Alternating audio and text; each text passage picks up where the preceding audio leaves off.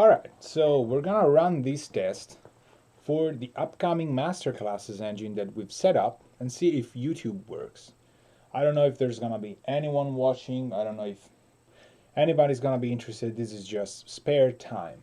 But why not making it some sort of productive time for us? And I think one of the topics that I've got the most in the past years, especially from electronic music producers, is what is the best SSL bus compressor plugin these days. This is, for as cheap as it may sound, a very common topic because a lot of electronic music nowadays inherits what used to be in the rock genre the mainstream bus compressor from SSL consoles, and a lot of electronic music takes that into account and uses a lot of these sound coming from this typical compressor.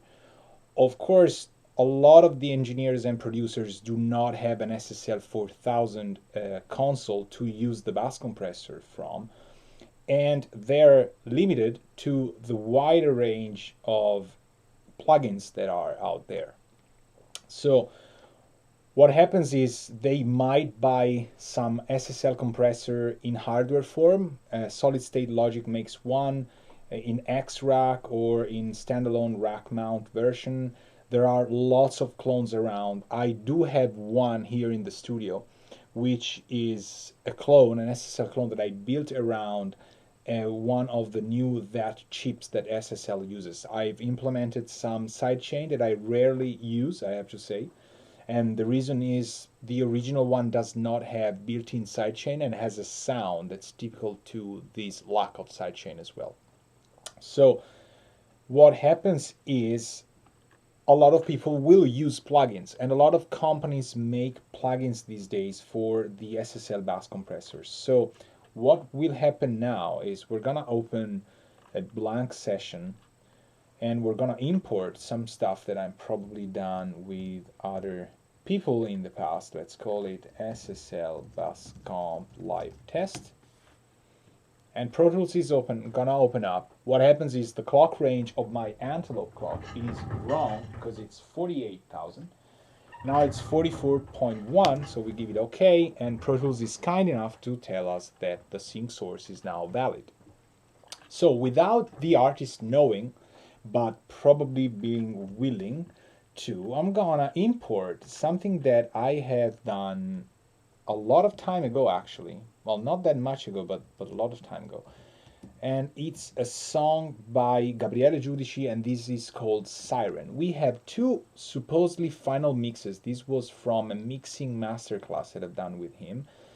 The 1 and 2 differ for, I have no idea, I have no notes. I will assume that Mix 02 is the latest one, which it is. It's 3 minutes older, younger actually than the other one. So we're gonna import the second one just for old time's sake. And we are going to switch to the 2 bus. We're going to go into the channels 3 and 4 of my dangerous 2 bus. We immediately see that we were running pretty hot. I don't know if it is the visual representation of Pro Tools. It is. Is it? Hold on. -13. Okay. So are we pretty hot? We're gonna find out soon enough. As you can see, there's a drop, there's a break in here, and everything else seems to be like drop or whatever. We don't have even markers. Let's try and listen to it at a lower volume, and then we're gonna bring the fader up to a level. There's a little bit of silence at the beginning. We're gonna take these out. I don't like to lose time on silence. Let's see.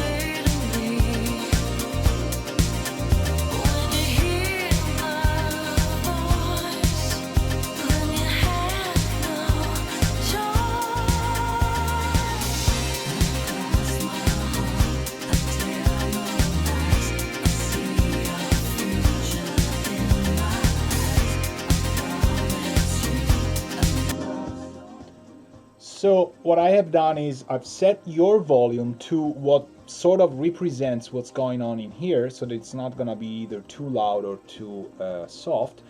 And I like this song a lot. I don't remember when Gabriella D used this song, but we're gonna hear it. It's around 7 minutes. It's part of a set, so it's meant to be played live. The mix is cool. I have to say I like it. I don't remember who's done it. Maybe I did. So that's why it's so cool. But what we are going to see here is that we have only one track going into the dangerous two bus and coming out to your speaker system. Now we want to shoot out some plugins. We said SSL bus compressors, and we are in need of being really, really fast when trying out plugins or anything else. When you want to compare things in the audio world, you have to think that your ear only has a limited time span of around a second in which it will maintain some sort of objectivity through. After that, some people have it at around 1 point something, other people are faster in losing focus. You don't know, but the more time passes, the blurrier the image becomes of what you had listened to before. So to make what is called critical listening possible, we need to be as fast as we can with comparing things. So what I want to do here is I want to create 3 aux inputs. We are going to send the first track to bus 1, 2, which we're going to rename feeder, just because it's going to be easier to find now. And then we're going to send all of this to A34, which is the analog out 3/4 of my two-bus, my audio card going into the summing box. We are going to make this first track solo exempted, and since I really like to use XOR solo, we can click on one track and instantly solo that track in comparison to the others. Now, why do I want to do this? At the moment, everything is going to sound exactly the same because there's no plugins on these auxes. So if I don't have a solo engaged, I'm going to hear 3 times the source, which I do not want. But if I make sure I only have one solo selected, I can go from 1, 2, and 3 and compare these three tracks. Now, of course, as I said, these are now exactly identical. So let's try out and see if this works.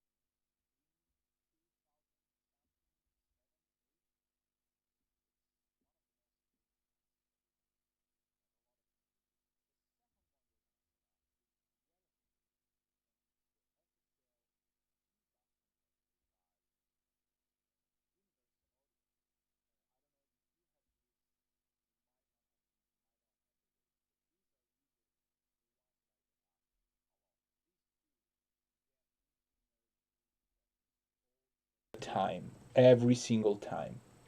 Why is that? Because they're very popular for a reason. They have a different sound. Universal Audio came up with this new revised version, but even the old one was really, really common. And now the third one we're gonna set is, let me see, something that is thought to be SSL compressor, and I would say the, do I have anything that works like that? Let me see. There's so many plugins in here that it's gonna be hard to find stuff just because I'm looking for it. Let's try something that I remember I used to use when not much stuff was out, and it's called Impact. Yes, I do have it. What is Impact? Some of you may know this. This is a Digidesign take on an SSL bus compressor. It's very old. A lot of people no longer use it. Is it good? Is it better or worse than other stuff? You don't know until you try. So what we can do now is set common parameters to the three plugins. And then we're gonna solo these tracks, which we're gonna call Waves, UAD, and Digidesign. We can call it Avid, but back then I think this was developed during the Digidesign times, and this is, well, a lot of names. Oh, hi, Mark. I didn't know you had programmed this. You're not connected now, but I didn't know. So it could be good. I still use it from time to time. Now, when you shoot out stuff, we said one thing that we want to make super prioritized is being really fast in choosing what, how timing has to be, how fast you switch from one plug to another. There has to be no downtime, no unplugging cables, nothing like that. The second thing is you might want to set all these compressors to identical parameters, like you type in numbers, right? You type -10, you type 2, you type 1.2, you turn knobs. They're similar. You can do similar things on them. And you might be tempted to use the same exact parameters. I would not do it for the sake of comparing these plugins, because when you are using one of these plugs without shootout intentions, you're gonna set your ear onto the plugin itself. You do not know how it's gonna sound with other plugins. You don't care about the comparison. All you're trying to do is get your source to sound better, hopefully different, better from what it used to sound. So I will maintain some parameters. Like I would say I will do a, let's say, a 4:10, 4:1 ratio. It's probably not a very heavy song in which you wouldn't use 4:1, but let's hear it on 4:1. So all of these are gonna have 4:1. All of these are gonna have an attack that I'm gonna keep at around, I would say, really fast, like 1 millisecond, which is common on all of these. This has a smooth thing. Okay, so one second, and then we're gonna use auto release on all of them. Why is that? Well, auto release is a feature that is really, really famous on the SSL bus compressor. It's usually the trick that makes a lot of people buy these compressors, just for how the auto release behaves. Now, we are not gonna use makeup. These plugins cheat you into getting a lot of makeup already, except for the Impact, which is faithful. We're not gonna use threshold at all. We're keeping it at maximum. You see the difference is there's a 0 here, and there's a +15, and there's a 0 all the way here. The reason is it's calibrated. The original one is calibrated usually at -18 dB FS for a +4 equals 0 dB VU. This doesn't have it, so we're gonna go with the threshold all the way up, and we're gonna hear first one. I'm gonna disable the analog mode in the waves. I don't care for that. We're gonna hear just the waves, and we're gonna set our ear on this guy. I'm gonna shut up and we're gonna hear the chorus.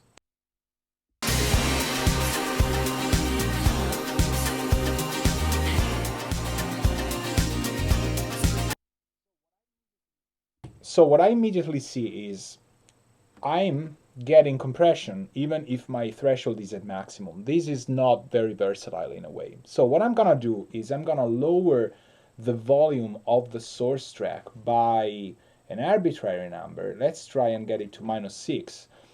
My intention is I do not want compression when my threshold is set all the way up. I want to be able to dial in the compression that I want. So let's try and see -6.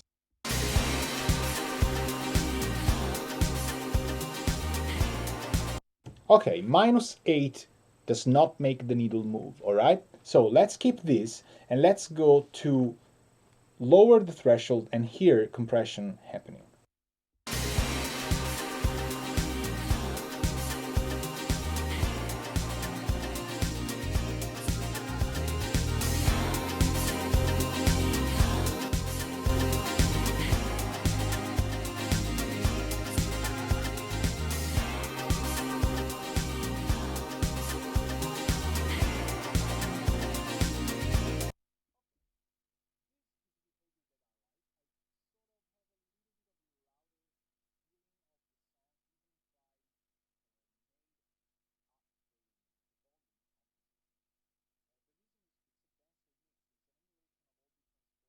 There's all an emulation of all the transformers involved. There's a lot of things happening that will make these compressors sound thicker than it just compensating gain.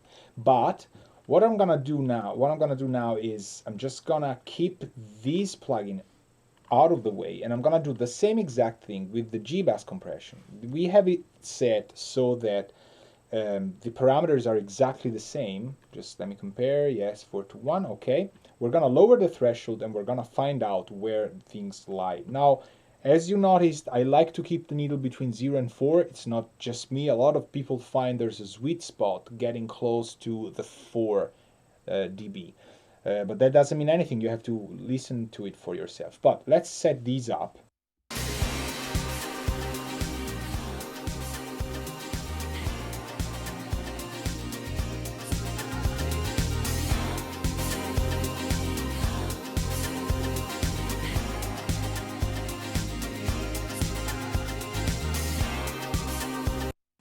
Okay, and now let's set the third one. Same drill as before.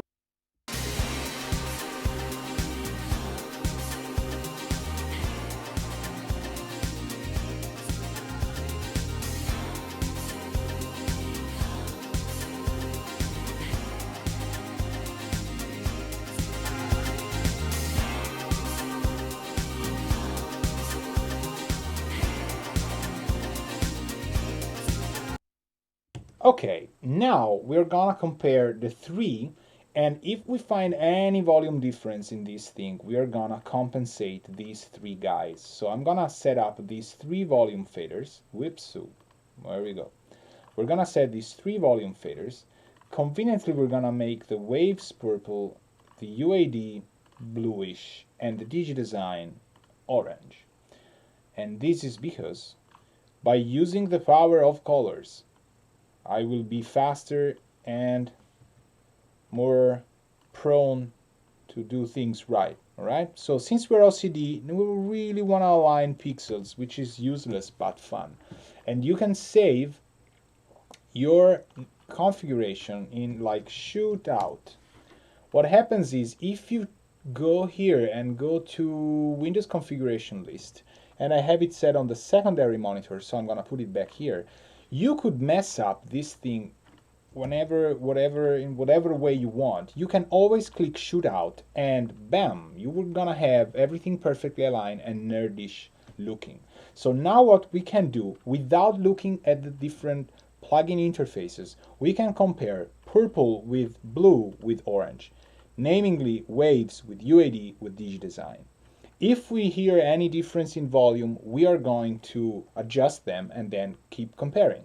So let's go to the same exact spot we were listening to.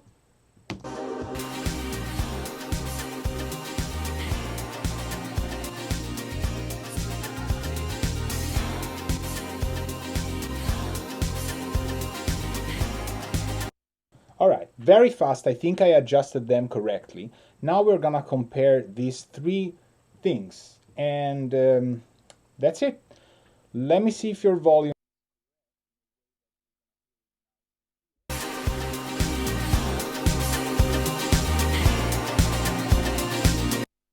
Yes, now I think it's going to be a little bit better, and we can go comparing. Let's just let the song roll from here till the end. There's a breakdown that I want you to listen to, and we'll see you on the other side.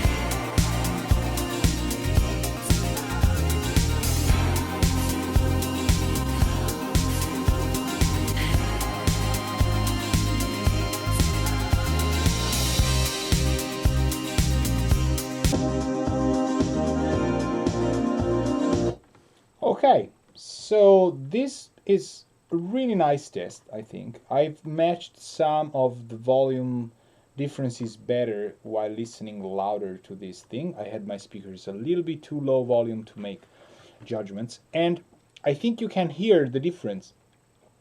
There's a darker vibe, more subby, more pumping in the UAD version.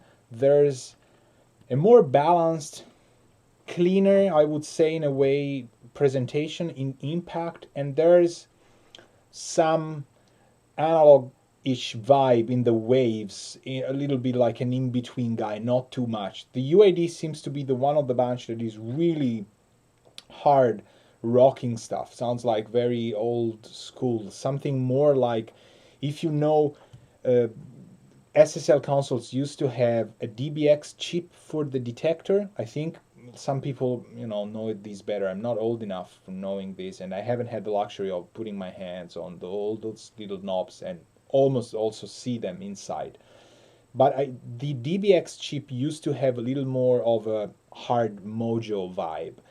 The SSL new bus compressors then moved to that chip, which is closer to what I have. It's actually identical. It's the same exact chip. And it has a cleaner, sort of more what happens into, I think, the duality series of solid state logic. I'm not an expert in SSL, so I might be wrong, but I think I'm pretty much right. You'll check on Wikipedia, on other, forums. So the one UAD model could be the older version. It has a very, very hyped, like, oh, I'm so vintage. Here it is. Here is your vintage sound. Could be good for rock stuff. Could be good.